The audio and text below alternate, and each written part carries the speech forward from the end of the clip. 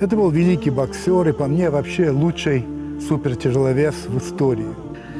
Но для меня, да и, конечно, не только для меня, Али был не только великим боксером. Он был, как он себя называл, the greatest, то есть величайшим.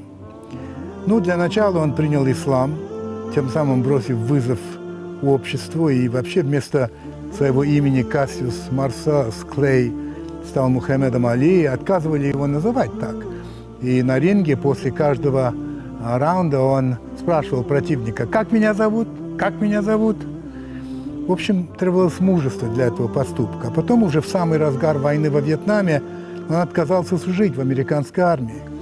Его знаменитая фраза «I ain't got nothing against them Vietcong» — «У меня нет ничего против этих вьетконговцев» — просто стала известной во всем мире.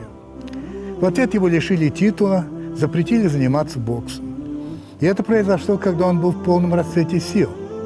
Но ему предлагали компромиссы, на что он отвечал таким образом, говоря о вьетнамцах: «Они меня не линчевали, они не звали меня нигером, они не спускали на меня собак. А вы хотите, чтобы я в них стрелял? То лучше сажайте меня в тюрьму». 3,5 года он не мог выходить на ринг, потом все-таки Верховный суд Соединенных Штатов оправдал его, вернее, сказал, что наказание слишком строгое. То, что сделал Али, это, вообще говоря, пример для многих.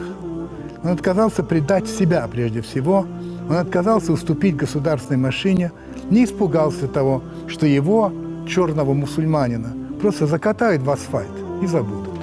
Но он стал символом честности и отваги, и не только для Америки. Среди пятерки моих современников, которых я хотел бы более всего интервьюировать, первым стоял Мухаммед Али.